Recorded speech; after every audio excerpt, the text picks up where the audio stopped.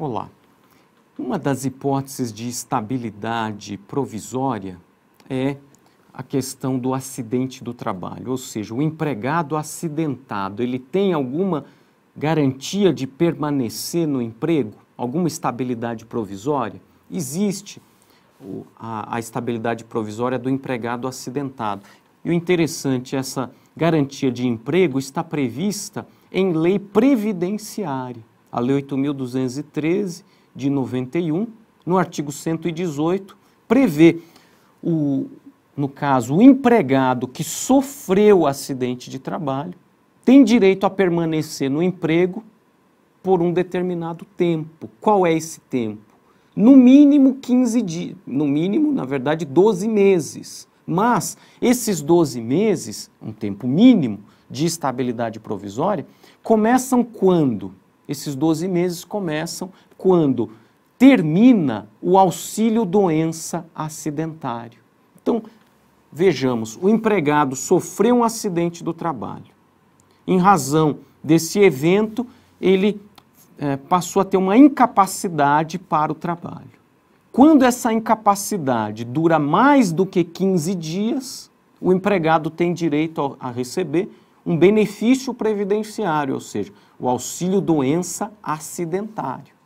Essa estabilidade, ela vai começar, esses 12 meses que nós vimos, no mínimo, eles começam justamente quando termina o auxílio-doença acidentário. Ou seja, é quando o empregado se restabeleceu, teve a alta e voltou a trabalhar. Agora, o auxílio-doença acidentário é um benefício previdenciário pago quando a incapacidade para o trabalho dura mais do que 15 dias. Então, o auxílio-doença acidentário é pago a partir do 16º dia de afastamento. E essa previsão a respeito da estabilidade do empregado acidentário prevê o início dessa garantia de emprego é quando termina o auxílio-doença acidentário. Por isso, em regra, há necessidade do afastamento por mais do que 15 dias, porque é quando esse benefício passa a ser pago.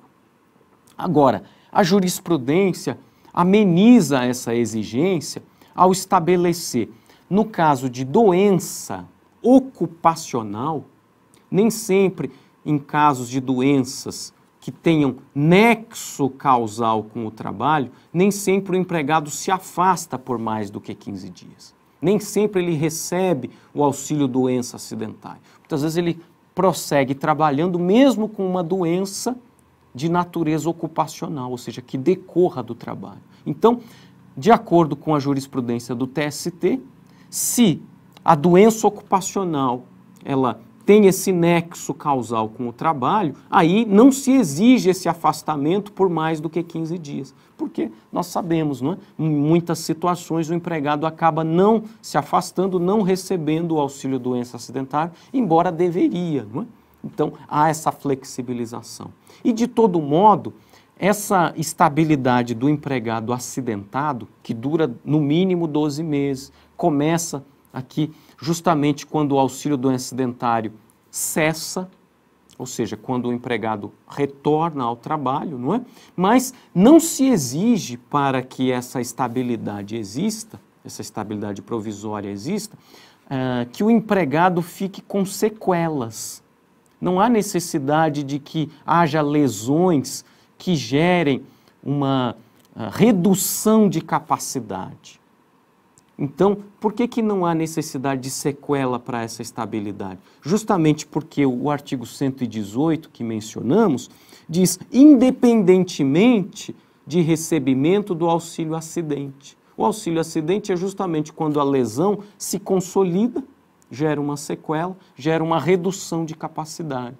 Isso não é necessário, ou seja, não há necessidade de recebimento de auxílio acidente. O que se exige, em princípio, é o auxílio-doença acidentário, ou seja, aquele benefício pago quando há uma incapacidade em razão de acidente do trabalho ou doenças ocupacionais.